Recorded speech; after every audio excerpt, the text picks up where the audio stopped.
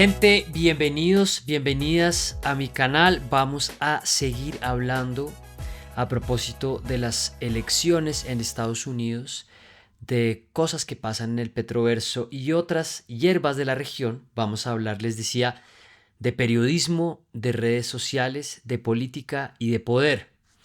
Y hoy tengo un invitado con el que siempre es bueno hablar de estos temas. De hecho, hace rato no conversábamos. Está conmigo desde Estados Unidos Silvio Weisbord. Silvio, bienvenido. Muchas gracias por la invitación. Bueno, gente, Silvio Weisbord es profesor de la Escuela de Medios y Asuntos Públicos de la Universidad George Washington, es sociólogo y PhD de la Universidad de Buenos Aires y de la Universidad de San Diego.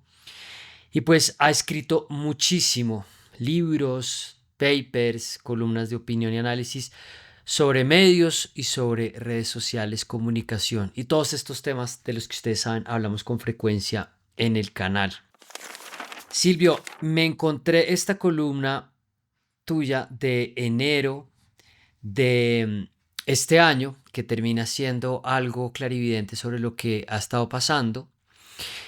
Hablabas acá sobre Javier Milei, pero vamos a dejar el tema de Milei del que sin duda vamos a hablar, sino para hacer una primera reflexión general. Tú decías en ese momento, el troll político no toma el escenario para persuadir, movilizar, criticar y rebatir. El troll no es una continuación de la demagogia u otros estilos clásicos del discurso público. Su génesis es diferente, es una criatura particular del mundo digital cuya marca registrada es incitar, tratando de herir sensibilidades y mofarse del resto con una mueca de satisfacción del deber logrado. Entonces, quería a propósito de esto preguntarte sobre si estamos en definitiva entrando en una era política distinta, si el triunfo de Trump lo confirma y si sobre todo algo que tú sugieres en el texto, esta entrada de estos personajes, ¿no? Para quienes no lo tienen tan presente, el troll como este animal de la fauna digital que busca la provocación, la desestabilización, el ruido. Y si esto cambia algo sobre lo que tú has trabajado también, que es el populismo y que en estos momentos adquiere una connotación distinta. Quería invitarte a una reflexión inicial a propósito de la victoria de Trump en Estados Unidos. Sí, yo creo que confirma este estilo de comunicación política. Creo que está obviamente adherido o emparentado con el populismo, pero el populismo es más que, digamos, acá estamos hablando de un estilo de comunicación o de liderazgo. El populismo es más que eso, digamos. Pero, digamos, sorprendentemente este estilo de comunicación como troll encaja muy bien con varios líderes populistas, el caso de Trump, Bolsonaro, Milei. Eh, no es claro, digamos, que se engarce con el populismo de la izquierda, por el momento, digamos, pero creo que hay ejemplos claros del populismo de derecha, de extrema derecha, ese es otro tema de conversación, que tiene que ver con este estilo, digamos, que no está emparentado directamente con los populismos o con el estilo comunicacional o retórico de los líderes populistas de los 30, los 40, los 50 en América Latina o en el mundo. Creo que es diferente y eso es importante resaltarlo, que creo que tiene que ver con una forma de entender la comunicación en Internet, pero también, digamos, con las fuerzas sociales que confluyen en el populismo. Eh, ¿Qué tiene que ver con esto, digamos? ¿No? Esta idea de mofarse del otro, de menospreciar, no es de debatir o redebatir con argumentos ideológicos, sino con, digamos, con esta idea de poner al otro en ridículo. Y creo que esto es interesante y preocupante, obviamente.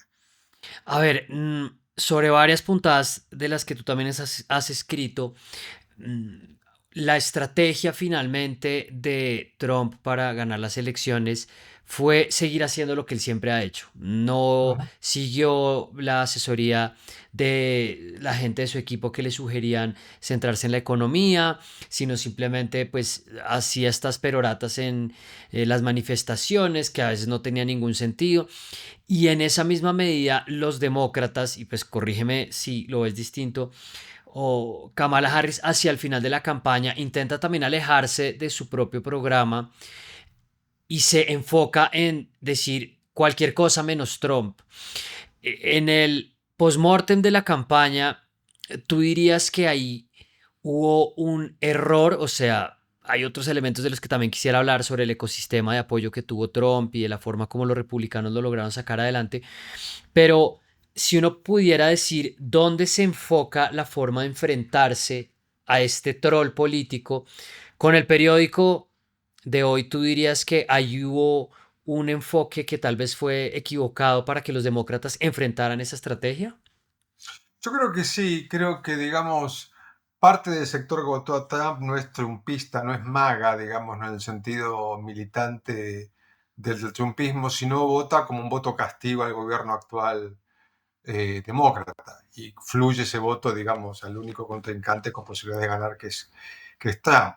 En algunos casos, quizás a pesar de Trump, que es un voto más por frustración con temas de vivienda y costos, especialmente de comida, en los últimos años. Entonces, ese voto, creo que el gobierno, digamos, la campaña de Harris no, digamos, no tiró suficientes mensajes de todo involucrar a ese tipo de votante, entendiendo y dando justificación, digamos, por lo que han hecho y cómo lo harían diferente en el gobierno de Harris. Yo creo que eso explica en parte o gran parte, digamos, la pérdida de Harris y la ganancia de Trump. Lo otro que Trump hace muy bien, como apuntas al comienzo de tus comentarios, es insistir con temas más, si quieres, de la guerra cultural y no de la economía.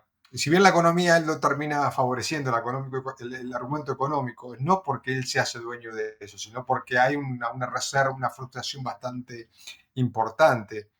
Y él, digamos, contra los asesores de sus, a ver, las sugerencias de sus asesores, insiste en hablar sobre los temas de sus obsesiones particulares, narcisistas que tiene, sobre migración, sobre temas que tienen que ver con racismo, con inmigración, digamos. Entonces, creo que gana por las dos puntas, por los dos temas que eran los carriles, digamos, de su campaña. Y Harris creo que ahí le erra el tiro, sigue insistiendo con buscar republicanos desafectados de Trump, que los números muestran que eso no ocurrió. Insiste con presentar a Trump como un problema de democracia, como un cuco fascista. Y eso no es claro que le haya ganado votos, digamos, que no eran ya votos de ella. Entonces yo creo que en retrospectiva hay errores estratégicos que uno entiende ahora mejor que la campaña de Harris cometió. A ver, me interesa ahondar un poco en esta narrativa del fascismo, entre otras cosas, para hablar de algo de narrativas y de emociones, porque uno de los argumentos que yo leía de los republicanos haciendo como esta victoria y celebrando de una manera también ruidosa y como troles de lo que lograron, decían, pero ¿cómo así? Si está entrando Hitler a la Casa Blanca, ¿por qué los demócratas están haciendo esta transición de poder? Resultó hiperbólico porque al final, pues, uno puede encontrar evidentemente unos lineamientos de ese pensamiento ultraconservador, fascista para algunos, reaccionario, pero al final esta idea del nazismo, que además, por ejemplo, la ha usado acá Petro de una forma completamente descontextualizada y casi que ociosa, pero en el elemento particular de Estados Unidos, ¿crees que los demócratas tal vez equivocaron el enmarcado para poner a Trump en esos términos? Sí, yo creo que sí, en el sentido de que no porque Trump no represente una amenaza a cosas básicas de la democracia, pero de ahí a llamarlo como fascismo, es una discusión, si quieres, académica, que una campaña política no te agrega demasiado y te, digamos, y te hace ruido, digamos, ¿no? Ni, ni tú y yo vamos a coincidir en qué es fascismo. Si coincidimos, sería sorpresivo. ¿Por qué? Porque el fascismo, como término académico, es muy debatido, ¿qué quiere decir? Y para el público en general, digamos, vaya uno a saber lo que eso le significa, digamos, ¿no? Si uno puede hablar del tema del peligro de la democracia sin recurrir a una etiqueta tal, digamos, no porque yo no esté de acuerdo, sino porque no creo que le agrega desde el punto de vista comunicacional demasiado. Eh, pero creo que, digamos, los demócratas siguen siendo fundamentalmente institucionalistas, creen fervientemente en instituciones claves de la democracia en el sentido más tradicional de la democracia norteamericana. Entonces, digamos, en un sentido quedan presos de su, digamos, corazón normativo, o de sus lealtades políticas filosóficas. Entonces, por eso prometen una transición pacífica del poder porque ellos están convencidos que es como funciona la democracia.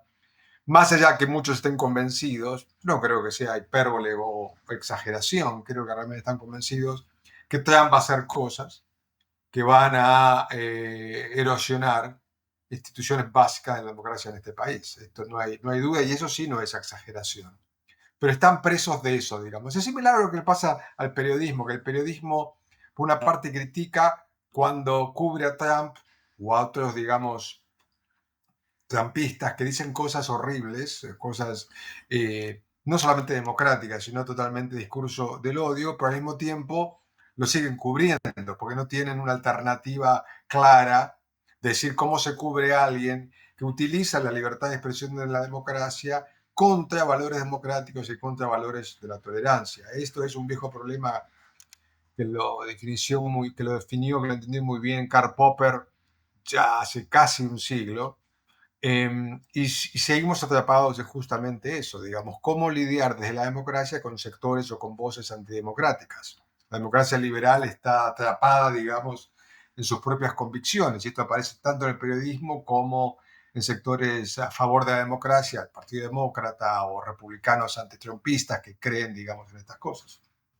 Sí, alrededor de eso me conecta con un punto y es que sobre la manera en que, no sé, medios de comunicación como el New York Times y pues la prensa liberal o más cercana a los sectores demócratas tomaron ciertas decisiones que hoy en día parece que también pasaron a una cuenta de cobro, diciendo además que pues ellos viven también de esa atención. No sé, Stephen Colbert de Saturday Night Live, bueno, o de este tipo de formatos, el de su propio show, lograron una gran cantidad de audiencia durante los años de gobierno de Trump, como probablemente va a pasar ahora. Las suscripciones en New York Times aumentaron, pero al punto que iba en particular es que toman ciertas decisiones que se conectan tal vez como con esto que tú hablabas de las tensiones culturales e identitarias de vamos a hablar de cierta forma, no vamos a darle tribuna a ciertas voces, vamos a tener algunos eufemismos y eso parece que al final pasa a una cuenta de cobro, que hace parte de un debate más amplio que es muy difícil y es los demócratas diciendo ahora resulta que el triunfo de Trump es simplemente culpa de nosotros. Pero en ese punto particular, ¿crees que el periodismo eh, tomó decisiones que en este momento viene como a pasarles una factura? A ver, yo creo que el periodismo hace cosas, hay dos cosas. Una es los ideales propios de los medios mainstream en este país, que a pesar de sus puntos ciegos y sus dificultades y limitaciones, sigue convencido que el periodismo fáctico es el periodismo de calidad, el periodismo que se debe practicar, con todas sus contradicciones e hipocresías que tienen, digamos, compañías que fundamentalmente viven de la suscripción, del rating, de la publicidad. Esta tensión es inevitable. Em, pero al mismo tiempo, si uno mira las estadísticas, el New York Times, el Washington Post, en menor medida las cadenas noticiosas de televisión, la radio pública, la televisión pública, son fundamentalmente vistas, leídas por sectores demócratas, sectores, digamos, que acá son liberales en el sentido, digamos, de la filosofía política, más que por conservadores. Y cuando estos, digamos, entonces ahí se empatan las dos cosas, lo que la audiencia espera leer y lo que los periodistas mismos están convencidos de que es el buen periodismo. Entonces ahí, digamos, hay una cosa que aleja a estos medios de las sensibilidades, si quieren, más conservadoras, de las sensibilidades más trumpistas, que siguen viendo, mal o bien, que estos medios son el enemigo, porque no reflejan sus intereses, sus visiones, ya con los temas que tocan, digamos, ¿no? Ya con los temas que cubren, no solamente cómo los cubren. Entonces esto explica en parte, digamos, el arrastre que Trump tiene cuando él llama a estos medios el enemigo o epítetos, digamos, de tal tipo, porque resuenan en estas cosas. Y lo otro es que estos medios saben, por la gran cantidad de datos analíticos que existen hoy en día, la posibilidad de tener información sobre cómo le va a diferentes noticias, cuáles son las noticias que más empatan con el público, con los lectores o con las audiencias que estos medios tienen. Entonces, una tentación a seguir dándole a este público que tienen el tipo de noticia, el tipo de marco analítico, que son más preferidos, digamos, por estas audiencias, por una cuestión de suscripción, por una cuestión de que necesitas mantener Sí. contento a los suscriptores. Entonces ahí, si quieres, un círculo virtuoso o vicioso, Mm. depende cómo lo califiques, de este tipo de cobertura, ¿no? Y creo que refleja un poco esta tensión, este problema, y que creo que sigue, entre comillas, alejando estos medios de lo que es el corazón mismo del trumpismo. Sí, sobre esto, pues probablemente conoces el trabajo de Andrew Mir que explica en este libro de postperiodismo los incentivos para producir indignación y al final la manera como si lo que estás vendiendo eso no solo estás aportando a esa polarización, sino que a la vez pues estás atrapado en venderle eso a quien te está financiando. Y Exactamente. hay un punto que me parece también importante sobre lo que se viene hablando en el balance posterior a la victoria de Trump y es cómo quedó el ecosistema mediático de los demócratas frente a lo que terminó logrando Trump visitando podcasts Ujú. individuales de influenciadores que le hablan a chicos entre 18 y 30 años, de aficiones a la lucha libre, a la indignación, ellos también mismos con un Exacto. poco de pulsión por la incorrección. Y en esa medida, dentro de los balances que se hacen, para que pues lo sumes desde la perspectiva que quieras, se dice, creo que era Víctor Picard, tengo por acá una cita de él, que hablaba de tenemos nosotros también que vender indignación, decía él, por acá lo tengo.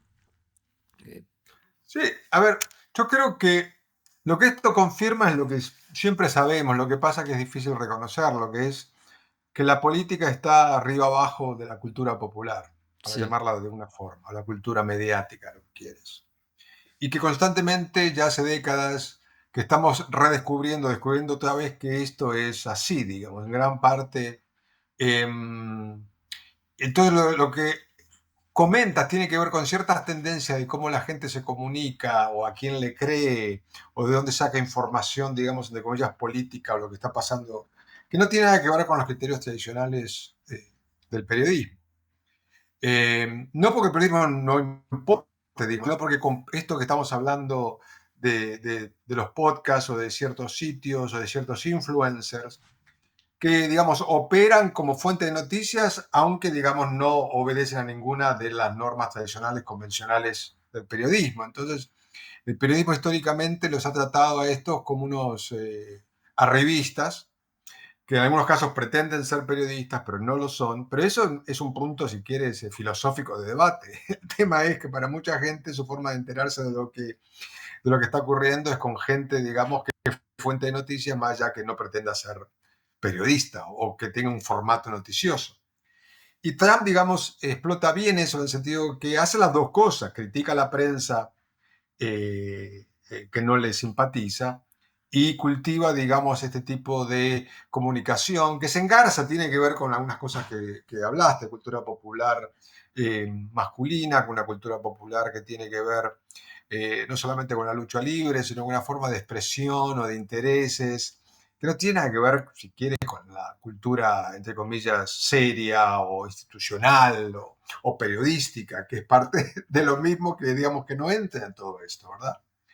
Que es fuertemente identitario. El periodismo no es identitario, especialmente el periodismo de New York Times y Washington Post. Identitario es en el sentido que te habla a las emociones que tienes como identificado con ciertas causas. Las causas no solamente políticas, sino las causas identitarias de cómo te sientes como hombre blanco o como hombre, digamos, ese tipo, digamos, y creo que eso es muy potente, ¿verdad? Y Trump, intuitivamente o no, digamos, apela a ese tipo de espacios. Pero que hay una elección, yo creo, para cualquiera que esté en política, que es entender, digamos, dónde se cruza la política con la cultura popular de ciertos grupos de votantes, ¿verdad? Lo de la frustración para mí muestra, por lo menos del lado de la derecha, no sé si es el lado de la izquierda, ¿verdad? Porque es claro mm, dónde está la frustración de la derecha, que tienen no solamente que ver con cuestiones puramente socioeconómicas, que en algún momento pueden ser retomadas por la izquierda, por ejemplo, en este país, ¿no? Sino con una frustración más, si querés, social o identitaria, el hecho de que no son reconocidos, que son disminuidos, que son burlados, que te encuentras, digamos, o sea, toda una serie de cuestiones como quieras. Si quieres hablar de frustraciones, entender qué tipo de frustraciones son esas. Y esto que es una lección para cualquier candidato, porque siempre, digamos, si ganas, especialmente si no estás en el gobierno, tienes que apelar a las frustraciones que existen para, digamos, prevalecer sobre quien está en el gobierno. Y esto lo hizo Trump, mitad por intuición, mitad por cosas que él se sube una cresta, digamos, de tendencias que existen en esta sociedad de Estados Unidos, y otra por un cierto ojo estratégico, digamos, entender cuáles son los espacios donde se junta ese tipo de gente que, digamos, simpatiza o está dentro del movimiento MAGA. Esta yo creo que es la lección de esta campaña. Pero en esa medida, cuando los balances desde el lado de los demócratas apuntan a decir tenemos que tener algo igual, que además lo han criticado otras personas, por ejemplo John Favreau de Pod Save America dice es absurdo pretender que nosotros vamos a crear nuestro propio Joe Rogan o nuestro propio ecosistema. En ese punto, Lo que pasa ¿cómo es que lo los ves? demócratas, discúlpame que te interrumpa, Sí, sí, los sí. demócratas ya tenían esto. Cuando sale todo el fenómeno de Fox, tratan de crear MSNBC como respuesta a eso. Y es una respuesta, pero no tiene la misma intensidad que lo que tiene Fox. Fox es más fenómeno de hace ya 4 décadas de lo que es el fenómeno de MSNBC como un fenómeno, si quieres, identitario. Biden no utiliza MSNBC de la misma forma que Trump utiliza Fox, y eso te refleja, digamos, cierto lugar diferente. Con todos los podcasts, digamos, de derecha, hubo intentos y hay intentos de, si quieres, de podcasts o de influencers demócratas o liberales o progresistas, digamos, pero es difícil entender que tengan la misma pulsión, la misma resonancia que tienen los del otro lado, ¿verdad? Claro. Eh, entonces yo creo que eso aparece. Harris era consciente de eso y aparte porque no quería enfrentarse con la prensa para evitar preguntas incómodas. Entonces ella va a lugares seguros, donde eran lugares para, digamos, apoyar, digamos, no solamente encontrar apoyo, sino movilizar a sectores que, si querés, culturalmente, en términos de cultura popular, están con el Partido Demócrata. Pero esto va más allá de las triquiñuelas clásicas de estar con celebrities, que es lo que Harris hizo, digamos, ¿no? Claro. Porque eso no necesariamente te moviliza, eso te da visibilidad, pero no necesariamente moviliza a los fanáticos de Beyoncé o de Bruce Springsteen, que a esta altura, digamos apelan a cierta generación, no solamente a un grupo racial o étnico. Y creo que tiene que ver esto con una cosa más, digamos, si querés, subterránea que está pasando en la cultura popular que se cristaliza en tendencias políticas. Eh, Sí, sí, quería volver para sobre este punto que tú hablabas de lo identitario y pues de la corrección política y es, pues por un lado, tú decías, claro, el New York Times no vende eso en cuanto a una audiencia que esté apelando como a cosas individuales, pero por otro lado, eh, están inmersos en algo que para muchos de los que hicieron balance en este momento fue determinante y esta apuesta que se ha tomado de cierta forma a los demócratas de estar vendiendo una serie de reivindicaciones individuales, de expectativas grupales, pues muy asociado a la causa progresista, a la población LGBTI, a la identidad, al progresismo, pues viene en este momento a de nuevo pasar factura y uno de los anuncios de campaña de Trump que se movió muchísimo, pues sacaba de contexto a Kamala Harris, pero tampoco tanto, diciendo los demócratas van a centrarse en las operaciones de reafirmación de género de los presos y decía una frase así como she cares about them, I care about you. Ella está pensando en ellos, yo pienso en ti. Acá hay una trampa, digamos, los demócratas no pueden eludir una trampa, porque es una trampa muy hábil de colocarlos. Porque no responden a eso, porque no quieren responder porque saben que es mentira o una exageración, dependiendo, digamos, lo que piensen sobre esto. Entonces, al no responderle, le sigues corriendo aire, digamos, a ese tipo de publicidades, ¿verdad? No lo estás invalidando. En parte porque ella no quería meterse a rebatir los puntos y algunas exageraciones o falsedades que la campaña de Trump emitió, para no darle aire. Y entiendo yo esa lógica. Lo que pasa es que la lógica de la campaña política, cuando no rebates algo, es factible que eso tenga atracción propia. Vaya. Y eso porque empata. Eso, digamos, no es la primera vez que se dice desde el Partido Republicano o candidatos conservadores. Pero eso valida ciertas existencias y creencias que tienen, falsas, distorsionadas o exageradas, sobre que a los demócratas les importa más, entre comillas, la comunidad trans que, entre comillas, el votante medio común, digamos, que era un poco, se sobreentendía en ese anuncio. No es claro que si lo hubiera rebatido hubiera cambiado su fortuna. Yo creo que esa es la razón por la cual no le responden, digamos. Pero esta es la habilidad de una campaña como la de Trump, de meterse con temas sobre inmigración, sobre sexualidad, hacerla el foco de la campaña, distorsionarlas o completamente mentirlas y convertir eso, digamos, en lo que la gente habla, en lo que la gente piensa, el priming, digamos, cuando la gente piensa en qué es esta elección, cuáles son los temas, pensar lo que es un tema que acá lo que se decide esta elección es la inmigración, el tema de los derechos el derecho de acceso a cierta salud por la comunidad trans y en tercer lugar la economía. Y en esos tres temas Trump gana. Entonces, eh, en una elección lo que sabemos es, corre con ventaja el candidato que es dueño de los temas que se discuten. Entonces, Claro. cuando se discute inmigración, los demócratas no podían ganar por impericia comunicacional y por dificultades políticas, porque no, entre comillas, han resuelto lo que la gente percibe es el problema, más allá que la percepción sea correcta, exagerada o totalmente ficción. Entonces, pierden en varios temas que para mucha gente, no solamente para el votante clásico triunfista, para el votante demócrata, era lo que se decidía en esta elección. Y ahí, obviamente, con el periódico de hoy, sabemos que ahí, digamos, hubo fallas estratégicas. Y sobre esto, cuando tú decías, bueno, la campaña al final decide no corregirlo o no tratar de meterse en la discusión sobre los hechos, pues venimos hace mucho tiempo en esta discusión, y particularmente después de la primera elección de Trump, alrededor de la desinformación y de la manipulación y el fact-checking. Y pues una de las cosas que trabajando también con organizaciones cercanas a la Linterna Verde, pues vemos y pues los estudios confirman es que este foco en la verificación del hecho, tal vez este fetiche en el argumento, en el dato, pues que es por supuesto importante, no está funcionando frente a un ecosistema o una infraestructura que está poniendo ciertas interpretaciones. Entonces esto tiene varias líneas en la campaña, ¿no? Por un lado esto de qué era lo que realmente estaba pasando con las políticas públicas de la comunidad LGBTI, lo vemos también en Colombia, en América Latina, sobre la economía, los demócratas también diciendo, no, es que era una percepción sobre la economía y no era realmente lo que demostraba la economía.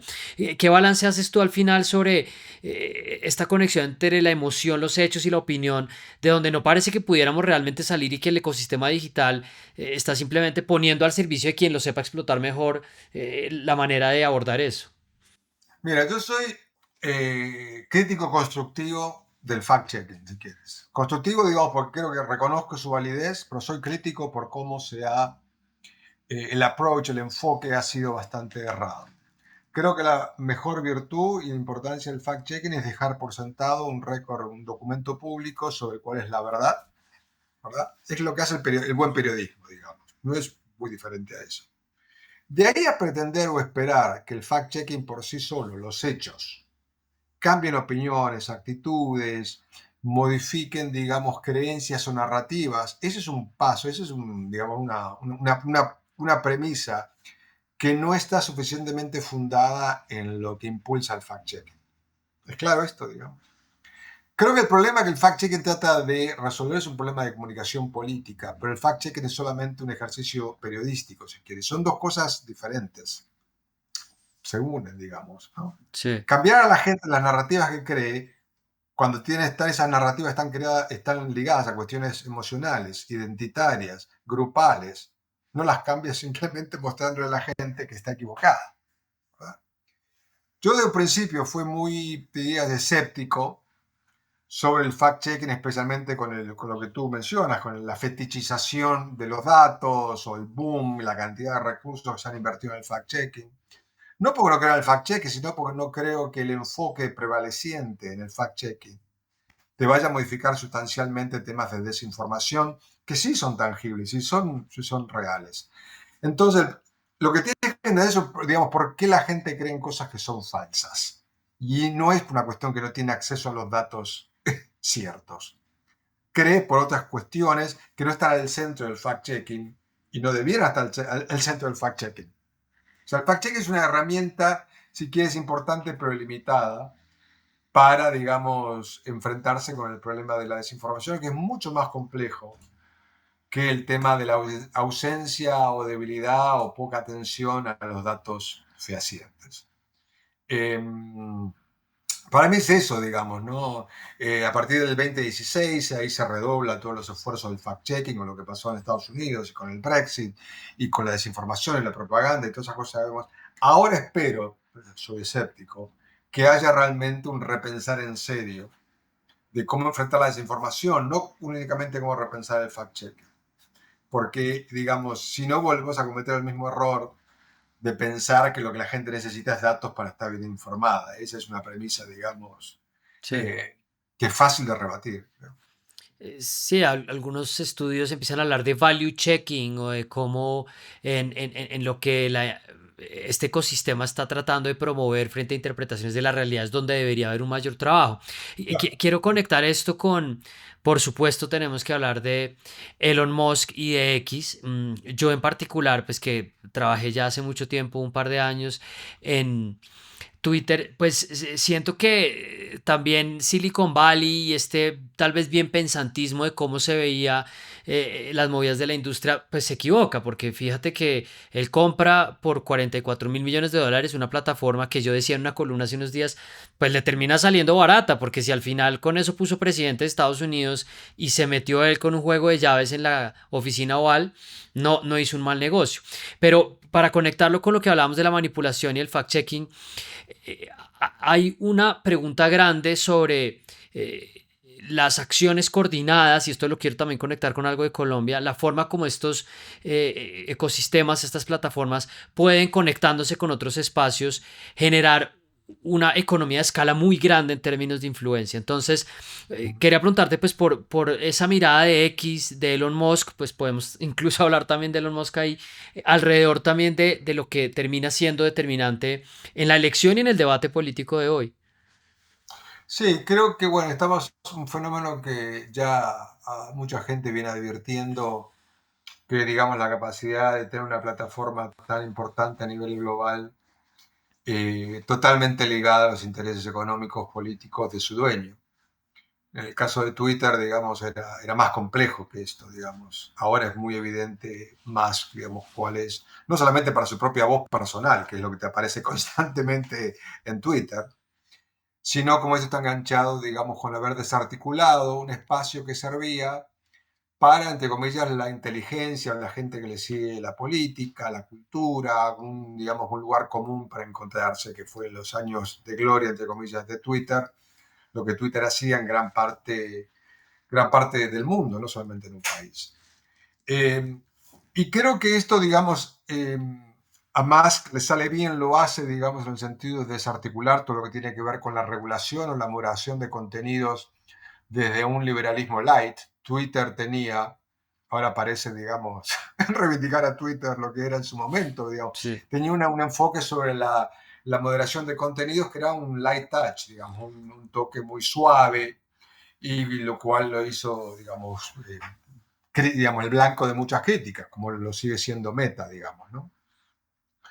Pero comparado con lo que es X, es que abiertamente está a favor, digamos, de que todo vale, que cualquier forma de expresión, hasta las formas de expresión más de intolerancia o las expresiones pornográficas, digamos, tienen expresión, tienen cabida en la plataforma X, digamos, ¿no? Entonces un enfoque totalmente diferente al que tenía en la primera etapa, digamos, estas redes sociales, de cuál es su posición en la esfera pública, como lugares de comunicación. Eh, y creo que esto tiene que ver con las primeras cosas que acabas de mencionar, digamos, como que Twitter en su primera fase tiene no solamente una cuestión de estar en sintonía con el bien pensar, por ejemplo, en Estados Unidos, sino que venía de esta cultura libertaria radical, pero fundamentalmente demócrata, digamos, para ponerlo en algún sentido político. Era obviamente una industria capitalista que lo que persigue es el lucro, ganancia, pero digamos políticamente algunos de sus líderes más prominentes en Silicon Valley eran de extracción demócrata, simpatizaban con cosas demócratas, menos el tema de la regulación, que obviamente, y los demócratas tampoco fueron muy pro-regulatorios, fueron Sí. muy tibios en este sentido. Lo que pasa en los últimos 8 años es un corrimiento hacia el trumpismo, claro, de líderes de Silicon Valley que abiertamente endorsan no el Partido Republicano, sino a Donald Trump. Eh, y que aparecen dos cosas ahí. Una, la cuestión política de que es factible que los republicanos jamás intenten algo que tenga que ver con la regulación, no solamente de las plataformas mismas de Silicon Valley, sino de negocios asociados a Inteligencia Silicon Valley. artificial, monopolio, sí. Inteligencia artificial, para más que es claro el tema, entre comillas, de sus proyectos en el espacio. Eh, y claramente que los republicanos son, digamos, un reaseguro que no va a haber ni siquiera el intento de traerlos estos altos ejecutivos al Congreso que pasen un mal momento, ¿verdad? En una de estas audiencias. Pero por otra parte, una cuestión, y esto aparece más, una cuestión, si quieres, más cultural, que se emparenta más con el culturalismo, digamos, con esto que yo te decía antes de la cultura popular de la derecha hoy en día, digital, que aparece con su cristalización de movimiento político. Porque más personalmente es eso. Él sigue siendo un bro, digamos, en el sentido de hipermasculinidad, con una agenda claramente contra derechos trans, contra todo el wokismo o el progresismo, que va más allá de solamente tener un interés, si quieres, económico, en el sentido tradicional de cualquier empresario que maneja una enorme empresa, de tener más simpatías por los conservadores que por los demócratas. Creo que tiene una cuestión más cultural aquí también que se ensambla. Sí, sobre esto algunos autores, por ejemplo Julie Cohen también creo que en la Universidad de Washington ha hablado de la falta de infraestructuras públicas que puedan competir o que ofrezcan espacios distintos a los que estamos viendo, que ahora mismo en X creo que es el escenario más dramático porque entonces empieza gente a decir yo me voy para Blue Sky, yo me voy para Threads, pero el tamaño y el efecto, Claro, pero son te otras vas para, plataformas privadas. claro, te vas para otra plataforma privada. Y, Claro, que sus dueños por el momento son menos Elon Muskistas, digamos. sí, sí, sí, sí. Eh, Pero esto te muestra lo que venimos diciendo ya hace 20, 25 años, con una Internet absolutamente privada, donde los nodos principales de consumo de estar en Internet. Recuerda que para la gran mayoría de gente en el mundo, Internet son 5, 6, 7 plataformas. sí, No es Internet en sus vastos millones de contenidos. Su vida en Internet pasa en 6, 7 plataformas, fundamentalmente en las redes, en Amazon, y dependiendo de los países, de algunas, digamos, redes o sitios locales o regionales. Y mientras Internet sea un lugar privado desde el cual se consume, estás lidiando con los sesgos propios, los intereses propios de cualquier interés privado. Esto lo sabemos hace mucho, o sea, sí. pero esto te confirma justamente cuáles son las consecuencias negativas para la democracia, para la conversación pública, para la tolerancia, para toda una cuestión de cuestiones que nosotros pensamos que son importantes, de estar, digamos, a merced de compañías, o en los casos de ejecutivos individuales que manejan esto, digamos, como su propio feudo, que de hecho lo es, porque ellos, digamos, no están Claro. sujetos a ningún tipo de regulación pública, digamos. ¿No? Y cuando lo han hecho para ganar puntos de relaciones públicas, no, digamos, para cambiar sustancialmente cómo funcionan estas plataformas. Sí, Carolina Botero de Carisma en Colombia, utilizando exactamente la misma palabra que tú dices, decía, estábamos en manos de señores feudales benévolos, pero cuando el señor feudal ya no quiere, pues colaborar va a cambiar, como en efecto también vemos a Mark Zuckerberg. A mí me sorprendió mucho esa declaración que dio hace unos días diciendo, hemos cometido un error político de 20 años, no vamos a seguir con esta Y por genuflexión. eso los 6, 7 ejecutivos líderes de Silicon Valley, incluidos los de Alphabet, Apple, Amazon, apenas, digamos, gana Trump, salen unas expresiones de admiración, digamos, que ni siquiera los ves en los fanáticos de la música, digamos, en el sentido de una expresión hasta exagerada Sí, sí, sí. eh, de, digamos, de pulir esas relaciones que tienen con el poder, digamos, ¿no? Eh, y creo que obviamente eso no es nuevo, pero es preocupante por esa intensidad, digamos, de la exacerbación de tendencias que ya vemos viendo hace 20 años. O sea, Facebook fue, digamos, el 2004 cuando Facebook surge. Yo creo que ese es el momento, de, no sé si un parte de agua, pero una profundización de tendencias que ya venían en curso. Y lo que viene después digamos, te profundiza justamente esas tendencias, ¿no?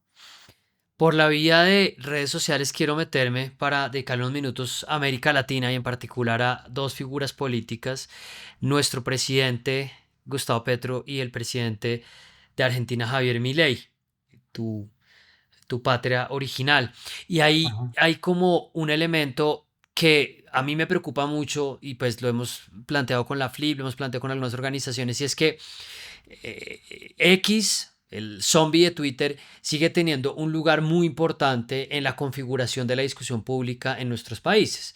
Y Ujú. esto podía estar pasando sin que el presidente fuera un tuitero, pero pues siendo un tuitero es aún más complicado, porque no se trata solo de los pocos usuarios que están ahí, sino por supuesto de la manera como los medios recogen esa agenda, Claro. la forma como los partidos políticos y los líderes lo reciben y el tono que plantea el presidente. Entonces, quería empezar con Gustavo Petro, no, pues no para pedirte que comentes en detalle una situación que probablemente has seguido de alguna forma, pero no en detalle. Pero el presidente le ha apostado mucho a un mensaje que sí tiene una raíz, digamos, populista de cómo le planteo yo la relación a los medios. Es bastante rentable, como lo hizo en su momento Rafael Correa en Ecuador, como lo hizo Hugo Chávez en Venezuela, y que sigue pues cabalgando una indignación creciente contra los medios, que los medios, por supuesto, ponen de su parte para que eso sea así. Entonces, el presidente, por un lado, siempre está hablando de los medios están mintiendo. Esta semana tuvimos la noticia de que una periodista prominente, Vicky Ávila, va a competir por la presidencia, una cosa que no sorprendió a nadie. Pero por el otro lado, una cosa que hemos visto de manera incremental es el uso de esta red en particular para, con recursos públicos, financiar influenciadores y al parecer con buenos indicios generar acciones coordinadas de intimidación, de crítica, de descalificación. Entonces, ¿cómo ves tú a la figura de Petro que recoge esa izquierda tradicional de América Latina, pero que se mete también en este juego y que hasta ahora pues le ha dado cierto nivel de resultado? Excelente pregunta. Yo siempre pienso, digamos, cuando estos líderes políticos de derecha o de izquierda se ponen a criticar y a tuitear contra los medios, si lo hacen porque no pueden, digamos, eh, parar con su propio genio, o pues si realmente están convencidos de que eso va a cambiar la cobertura, la posición que ciertos medios tienen respecto a su presidencia. ¿Por qué lo hacen, digamos? Hay una estrategia detrás de, digamos, eh, y esto es lo que a mí no me queda claro, digamos. Creo que muchos de estos casos lo hacen por una cuestión de que no pueden con su genio y le responden. Pero no está demostrado esto, que esto conduce a una cobertura diferente, menos sesgada o con menos animosidad. Entonces, yo, si fuera, digamos, consejero comunicacional de un presidente, el caso de Petro, de otro, tratar de entenderlo más de una forma orgánica o estratégica y no solamente el impulso de contestarle a cosas que uno piensa como líder político, que son mentiras, exageraciones o es parte de una campaña organizada. Porque eso genera, digamos, yo creo que un ruido, si lo quiere ver comunicacionalmente, que no sé si realmente cambia voluntades o la posición editorial que ciertos medios tienen. Y hacerlo en Twitter mucho menos, porque no estás hablando con una compañía global, digamos, estás hablando con un diario, un canal de televisión, un grupo económico poderoso en tu país, digamos, que se plantea de cierta forma frente a tu gobierno. Entonces, además, yo estoy como intrigado, digamos, ¿por qué lo hacen y si saben cuáles son el impacto, si ayuda algo a los objetivos comunicacionales que supongo cualquier gobierno debe tener, especialmente el gobierno que piensa que tiene a los medios en contra? Pero Silvio, ¿no sirve precisamente para generar una alienación frente a los medios y a reafirmar el apoyo de la base más que pensar que van a cambiar o que... Y en ese Todo sentido no también, es rentable, ¿no? claro, yo creo que es eso, digamos, ¿no? Y creo que hay la convicción de ciertos líderes, más allá de su narcisismo político, un narcisismo comunicacional, en el sentido que yo contestándole y cantándole las 40, como decimos, a un medio o a un dueño de medios de una plataforma, de una forma le voy a ganar el debate y no me voy a quedar callado porque es mi derecho. Esto es lo que hacía, por ejemplo, los Kirchner en Argentina hacían esto, digamos, convencidos de esta vieja mentalidad del liderazgo político, de un lado, del otro lado ideológico, que es el deber mío como gran líder político y como comunicador, digamos, utilizar la plataforma que tengo justamente para entablar esta disputa, ¿verdad? Con quienes me critican justificadamente o totalmente por ficción. Eh, y esto yo tengo duda, digamos, que realmente le dé algún rédito. Y de hecho, si algo le da, pues le da más aire a posiciones contrarias o críticas de su propio gobierno, digamos, le da una validación. Ahora, eso puede pasar a conductas más de intimidación, violentas, digamos, en algunos casos, que eso ya es más peligroso, que no es solamente Sí, un hecho retórico desde el poder, sino que puede tener sus ramificaciones. Este es el caso de Trump. Cuando Trump, digamos, habla de la prensa como enemigo y eso, digamos, puede asusar ciertas conductas violentas en sus seguidores, especialmente online, en algunos casos directamente físicamente, con ciertos medios, con ciertos periodistas. Entonces no es un problema que comunicacionalmente es errado o equivocado, sino que tiene consecuencias claras en el sentido del trabajo de periodistas, digamos, que están, digamos, son los que enojan, enfurian, digamos, a un líder político. sí. Quiero cerrar con una alusión a el presidente Javier Milei. Esta semana fue noticia que es el primer mandatario de América Latina con el que él se encuentra. Creo que en realidad pues no se ha encontrado con ningún otro mandatario de manera informal. Estuvo en Mar-a-Lago, fue el centro del show. Primero le interrumpieron el discurso, pero después él bailó en medio de las mesas y después un entertainer del proyecto libertario regional. A él le podría uno sumar otras figuras como Nayib Bukele, que para mí también articulan como Absolutamente, sí. este relanzamiento del discurso conservador con estos tintes libertarios. ¿Cómo ves tú a Javier Milei ubicado dentro de esta conversación? Yo a veces siento que muchos de estos líderes como que doblan la apuesta, pero tal vez juegan demasiado y no saben los riesgos que están corriendo. Pero en particular, ¿cómo crees tú que él ha logrado también caminar una línea muy contradictoria a los mensajes políticos, ¿no? Porque son unos libertarios, pero que si tú vas y te sientas a ver el trompismo que es proteccionista, uno no entiende realmente ahí cuál es la coherencia. ¿Cómo lo ves tú en este contexto? A ver, el libertarismo tiene que ver más con lo económico, si querés.